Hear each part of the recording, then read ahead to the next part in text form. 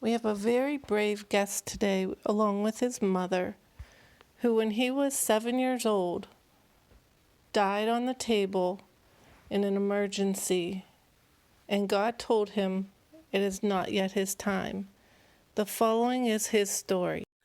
So this is his mom, and you just related a little kind of miracle that happened around this whole situation. Yes. He had cardiomyopathy, which he had a blood clot in his left ventricle of his heart. It was about a golf size. And he actually died on the table when they were trying to revive him because of the golf ball size, blood clot and everything. And he went downhill. Hi. Hi, so this is Dr. Tina, and you just told me when you were little, how old were you? 7, 8. 7 or 8, you had some cardiomyopathy, Yeah. and then what happened? Well, how I got it was my brother came home from school with fifth disease, gave it to me, and it attacked my heart, which was a bad experience. But I don't know. When I was at the medical center, they came in, told me that I was getting a life flighted to Children's Hospital up in Pittsburgh. All I remember is getting in the helicopter, hearing the sounds of the propellers, arriving to the hospital, and just seeing a whole bunch of doctors trying to get in my room. Then I actually died. I went up to heaven, saw a whole bunch of me's running around. They asked me if I wanted to play. Saw my grandfather and my grandmother up there. Looked exactly the same how I remembered when I was little. God told me it wasn't my time, and I came back to earth, really. How did you feel up there? Did you want to stay? Was it peaceful? It was really peaceful. It was like clouds. You were on clouds. It was really peaceful, but I did not want to stay, no. I was too young. What was pulling you back? I don't really think anything really pulled me back. He just told me it wasn't my time, and then I woke up to her crying, my mother crying. Did you hear God in your mind, or did you hear him in your ears? Ears, definitely ears. Oh, it was like I was talking to him like face to face. He was right in front of me. And what did he look like? How every picture of him is like around, looked exactly like him. Exactly like him. Could you describe him for us? He had a beard, long hair. I remember what he was wearing. I think he was wearing like the movies and stuff. He has the white robe around him and looked exactly like everything. And then when you came back, did you remember it right away? Yeah. Really? Yeah. And then who did you tell first? I think whoever was in my room, I basically told everyone that was in my room. And then did the doctors confirm that you died? Yes. That they lost you? Yes. They told my mother to keep talking to me and to bring me back.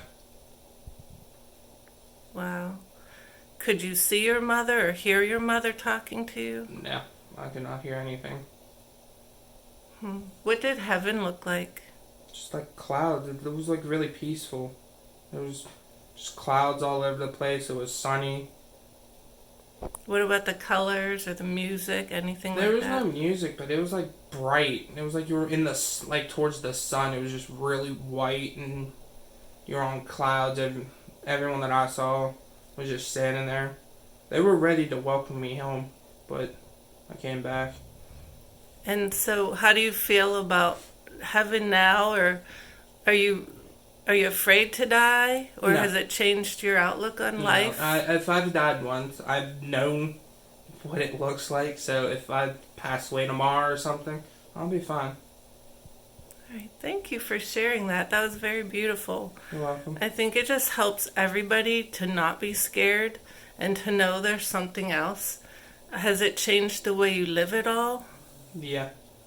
How? How so? you just take every day as granted. It could be your last day. You just never know. Have you shared this story with many people? Yes. A lot of people don't believe me, but yes. That's beautiful. Well, thank you for sharing it with us today. Yeah. Okay. 2 days prior to Mother's Day, the doctors brought me and his father into the room and said he has less than 50% chance of living. That we had to actually make a decision to keep him on the medications that they were providing for him, or do an open heart surgery, which he would never probably come off of the vent, and that he would have to have a heart transplant. So at that point, we decided to just see what happens with the medication.